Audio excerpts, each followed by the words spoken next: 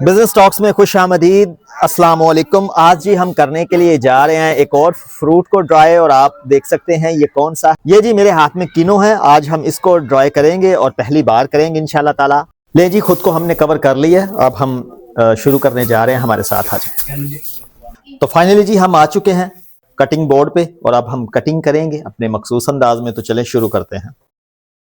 ले जी अल्हम्दुलिल्लाह हमने कटाई कर ली है। बहुत ही बेहतरीन जबरदस्त किस्म की कटाई हुई है, जैसा कि आप देख सकते हैं।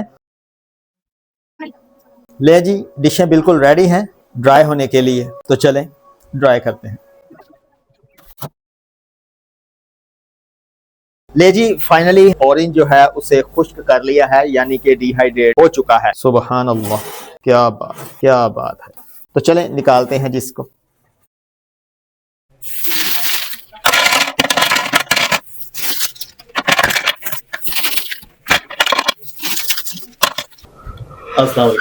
वालेकुम अस्सलाम।